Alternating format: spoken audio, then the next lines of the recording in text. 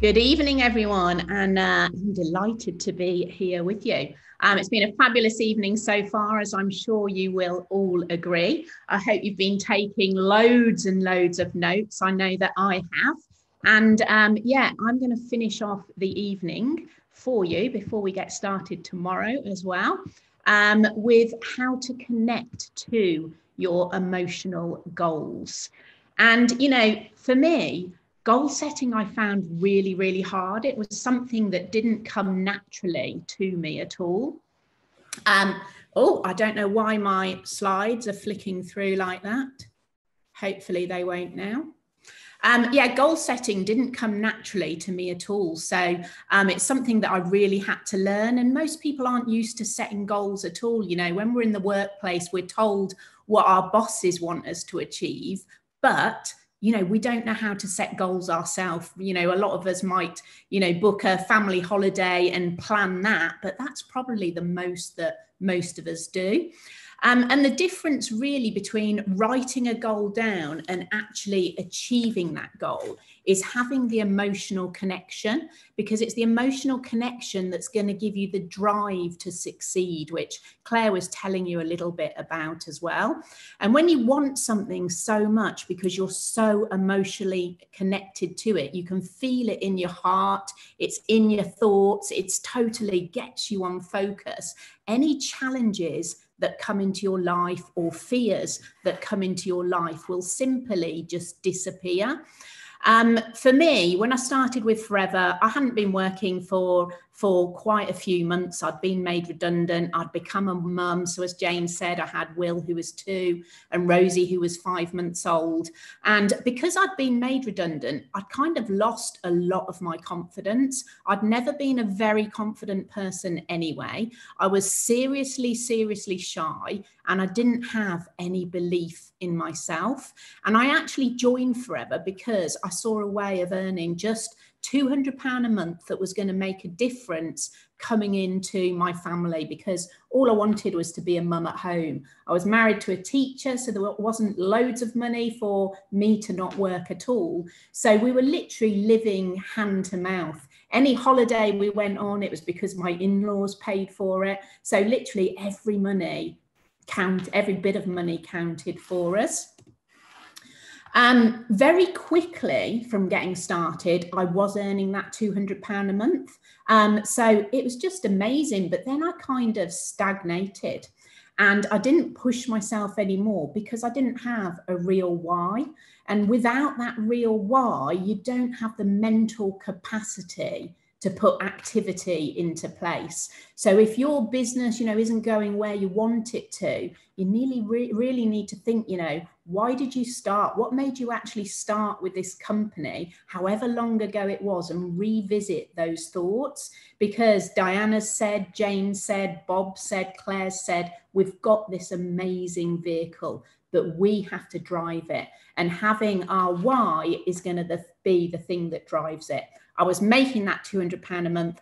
I didn't realize I was worth more. I didn't think I was worth more until my little boy, Will, said to his teacher at nursery school that we were taking him to Disney. Lots of you will have heard this story before, but that was my first emotional connection. It was the first time I had really connected to a goal. And what happened was I looked at my little boy. I saw that excitement in his eyes saying, Mummy's going to take me. And there was no way I wasn't going to do that for Will. It made literally the hairs on my arms stand up. It was all I could think of. I finally did a dream book nearly 2 years later, 2 years of Jane and my mum saying, do a dream book. And suddenly everything clicked into place because I could feel it right here. Now, so that knowing your goal, a way to think of it is to think of your head, your heart, and your hand. So think to yourself with those goals that you're going to write down, what is it and why? So Claire went through this a little bit anyway, so I'm not going to go into it in too much detail, but why do you really want it? And then what is the motivation? Where do you feel it? How does it make you feel? What do you think of when you go to sleep at night? Because if it is truly in your heart, then the motivation to do the activity will make you show up every single day. And then you need to work out the skills that you need to achieve it. So if I think of the going to Disney, that was in my head. It was the what, it was the why. I had the motivation and I knew exactly how much it was going to cost, when we were going to go, how we were going to get there. And then I had to work on my skills to achieve it. I knew I needed to start recruiting more because that was going to bring people into my business and help my income grow so that I could achieve it. Maybe your goals, is something small and it's to do with retail. Then how many products do you need to sell? Which products are you going to focus on? Do you need to get better product knowledge? Where are you going to get that from? So you're giving yourself the tools that you need to put that activity in place. For me, I knew I had to get up and present. I didn't speak at a business presentation for years. I used to rely on everyone else. So for me, I knew I needed to show up and learn to do that. So how I did it was listening to the business presentation, then starting doing just a testimonial, doing lots of practices on people until that confidence came within me to be able to do it myself. Now, back in 2012, I remember meeting up with Jane. She'll remember this like yesterday as well, I'm sure. And I was having this planning meeting with her. And I thought to myself, right, she's going to want to know my goals. And I had this massive list of goals of all these things that I thought she'd want to hear. So they were should goals, not emotional goals. They were things that I thought she would want me to say, things about on the marketing plan, about doing chairman's bonus, about doing global rally. And she just looked at me and she said, but Nat, where's the emotion? What do you really want? That's not what you want. I was then in quite an unhappy marriage and my children are my world. And I knew if things were to change, I needed for my children's life to not get worse, but to get better, for us to be able to stay in our home, for me to be able to provide, to be able to find my own happiness, if you like. So I knew that my real goal was actually I needed £4,000 a month. When I explained this to Jane, she saw the passion, the emotion, the real need and the want from me. So there, the motivation was there. And I then worked on the tools, the skills, what I needed to do to make that happen. And with Jane, I made a plan that I would speak to 5 people every single day, share the business through a presentation 3 times per week as a minimum, to make sure I was recruiting 2 people per month. And by doing that, later that year, in the October, actually, this was early in the January, I hit that £4,000 a month. At the beginning, when we started in that planning meeting with Jane, I was earning about £600 a month. So it just shows the difference between having the should goal and the emotional connection and what you will do. So setting long-term goals, for me, it was funny yesterday when I was doing this, actually, it popped up on Facebook, my memories, and there it was in 2012, me being accountable, putting it out there on Facebook that my children were going to start private school. I never went to private school, but it was something we wanted for our children. And if I go back to what success is, it kind of helps you understand where my goals came from. You can see in that top photo there, it's me with my granddad and my uncle, my mum's only brother, who sadly passed away 9 years ago. But he was a bachelor for many years and he didn't get married till I was about 9. And he was very much someone that I looked up to. And when he did get married, so my cousins are quite a bit younger than me, I saw him living in a beautiful home. He always used to come round when I was younger and take me in his Porsche. And I can remember that feeling of success and looking at him with pride. And his children went to private school. And for me, that became my picture of success. And that was my long-term goal. I wanted that lifestyle because that for me was my uncle, who I looked up to so much, and what he had created. I saw him as a total successful man. And he was a businessman, he was inspirational.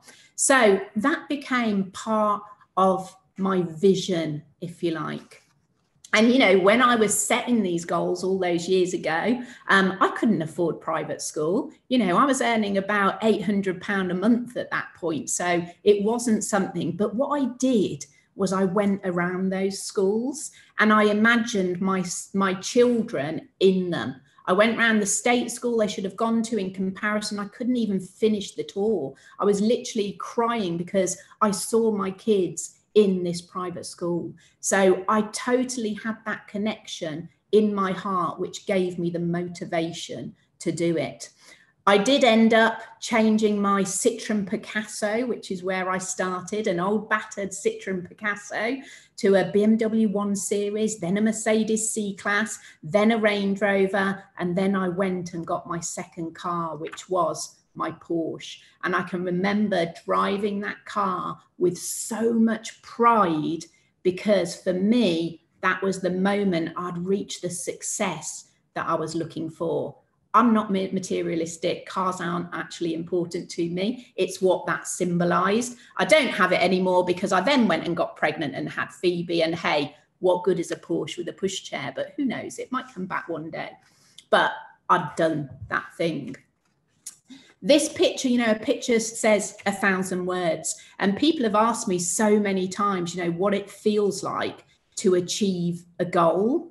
And very quickly you learn, and I'm sure Jane will share this with you, actually achieving the goal feels insignificant in comparison to the journey of getting there. The person you become, the things that you learn, the values that you have, the motivation, the feelings that encompasses along that journey is just totally, totally incredible. And this picture was taken when I was receiving a chairman's bonus check. So my first check took me 5 years to do, didn't do it quickly at all, was about 2,000. I had another at 2,000, one at about 10,000, one at 45, and then this next one was 645,000. So there I was on the stage being presented with it, and I was in floods of tears. And that photo is so special to me because it symbolizes the emotion of hitting those long-term goals, of the blood, the sweat, the tears that went into them, and how worth it was. Because for me, it was about showing my children that everything is possible if you're prepared to show up every day and have the courage to set the goals and be accountable in the first place. So some little tips, which I'm going to fly through with you, because again, Claire has covered some of this, is creating a timeline. It's best to work 5 years in advance and then draw them back to in 3 months' time. And then that 3 months goal, work out the activity that you need right now. What tools do you need? How do you need to better yourself to do it? And then go on to 12 months, 3 years, and 5 years. And really, you know, that 5-year goal is so, so important. And Dave O'Connor, I've worked with very closely. He's a mindset coach, and he really helped me with this. And he told me to write a vision of 5 years' time. So just spend some time doing this activity and write a day in your life 5 years from now. I did this. I read it every day. It was in the front of my diary, and I am truly living the life that I planned all those years ago. It literally, you know, gives me goosebumps to think about it. Spend the time to do the dream book. Again, 2 years it took me to do it, but it totally changes everything. And just like Jane said, she went through her old dream book. It's frightening when you go through it and you think, my word, I have done this. It has all happened, because you become accountable. You're putting it out there. It's just truly, truly fascinating to do and see. And, you know, this is something that I do with the children.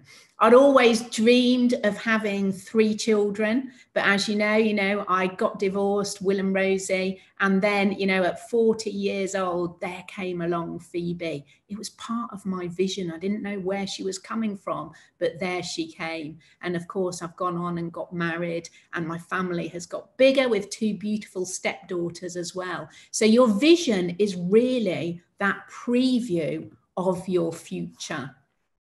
And don't be scared to fail, because we're going to fail more times than we succeed. You know, having hindsight is a wonderful thing. And you might think, well, I didn't achieve my goals that I set before. Hindsight, you know, is great, but don't look back and think, well, you know, I failed once, I'm going to do it again. Look back, see what you can change, and then just put that into the future so that those things, you know, are going to happen. You're going to succeed, rather than working on the past. Today is a new day. This year is a new year. Think of Phoebe there learning to walk. If you've got children, you've seen them learning to crawl, learning to walk. They don't get up and fall down and think, I'm not going to bother walking, I'm going to crawl forever. They get up and they do it again. They smile and they do it again. So brush yourself off and know that failure is part of your journey. We're all going to have the fear of rejection. I mean, my word, that was probably my biggest fear, talking to people about this business. Why are they going to listen to me? But we've got to just get over it, because actually now my fear is not sharing this business with somebody that needs the help right now. So I know if I don't share it with them, it's 100% no. Whereas if I do, it's 50% yes. I don't want someone to say to me, Nat, I wish you'd shown me another way. So put that fear of rejection aside. And when you know your why, you will do whatever it takes to do it. So there are Will and Rosie, that why that started me in those early days. I just need to look at them and know that my reason for doing this is bigger than my fears that might want to stop me. So what is the reason that you have that is going to keep you stronger than your fears? Positive affirmations have always been amazing. For me, Jane will tell you, Bob will tell you, my fear of speaking was huge. I still have a massive fear of speaking. I still will write down exactly what I want to say because I have that fear. So what I do is positive affirmations. I'll say to myself, I'm going to be great. I'm going to be great. I'm going to be great. So what are your fears? What positives do you want to have? What do you want to work on? And have those positive affirmations. Have a journal, gratitude journal, write them down before you go to sleep or in the morning. You know, make it your daily habit and your routine. So it's got to be something that you're doing daily, looking at that goal book. It's got to be doing those affirmations. Reading that 5-year vision, because it puts your head right in the right mindset, just like Diana was talking about. Now, whoever you are, whatever life you're living, if you haven't had challenges now, I can promise you, you are going to have them. We're all going to have them. I've been through divorce, moving house, losing people that I love, seeing people become ill, going through all kinds of challenges that we don't expect. But these are simply speed bumps in the road. They are not stop signs. We have to still show up. And no matter what I've been going through in my life, I'm always proud that I still show up, because my children are my reason to do this, not my excuse not to. My challenges that come in, my children are my reason to do it. So those challenges are not a reason to stop. If we're in a job, we still have to go to work, no matter what those challenges are. So sometimes we just have to learn to pull our big girl pants up and get on with it, because that is how you're going to create that long-term future. So it's about a phrase that Natalie Valenti said, dig your well before you're thirsty. And that really is what forever has done for me, and doing all of these things. So I'm just going to finish with these photos and what they mean to me, because it kind of sums up the power of these emotional connections to goals and what they can give to us, and having the courage to put those goals down, having the courage to show up daily on your business. So that top picture is me and Rosie and Phoebe in Florida. I was actually out there with my sister. This was my last trip before COVID hit. In fact, it hit when we were out there in America, and we'd flown out to see mine and Sam's dad. My dad wasn't very well, and we didn't have to think twice about could we afford to go. We literally booked a flight, booked a hotel, and we were out there. And that is because we've got the income. If I hadn't have had the courage to show up, I would never have been able to make that choice to go and do it and stay somewhere nice and have those memories. And I'm so glad that we did, because, you know, we wouldn't have been able to travel there now. Dad is doing okay at the moment, which is great. You've then got a picture of my home. It took me a long time to be able to get a home, being self-employed. When my marriage split up, we sold the house, I was renting, but I had a vision of the home that I wanted, which means I needed to wait till my books would fix the mortgage that I wanted to have. And finally, I got into a position where I could. And this house came up for sale right next door to my sister and up the road from my mum. It needed a lot of work to do because it wasn't the vision that I wanted. So I knew that as a single parent, I was going to have to renovate this home. I didn't have a clue, but I had the courage to go on and do it anyway and set the goals of how I wanted it to look. It's a funny how our vision happens and what we attract comes to us, because the builder that renovated my home is now my husband, and we got married in the church in the photo there next door. So for me, looking at that is so powerful, of setting those long-term goals and having that 5-year vision. The photo at the bottom, I was on a ski trip last year, again, before lockdown. One of my first goals was to be able to take the children skiing, because I'd skied every year as a child. And as a single parent, I was like, how is that going to happen? So the picture symbolizes the first goal, being able to do it then every year, but then looking out at that mountain and knowing, for me, my true long-term vision and goal is to show my children that they can climb every mountain, any mountain. They've just got to have the courage to take the first step and then to put the work in to make it happen. And then finally, you've got the tightrope. So if you were in a high-rise flat and your family were in a high-rise flat just 5 meters, 10 meters apart, whatever it might be, and it was on fire, and your only way to get there was balancing that tightrope, you would do it without even thinking about it. So what I want to do is to leave you with the thought of whatever your goal, whatever your desire, whatever your why is going to be. Imagine your children were at the other side, or whoever's special to you. You'll do whatever it takes daily to get there and to show up and to make it happen. We only have one life. We only have one chance. So have the courage and make this your best year yet.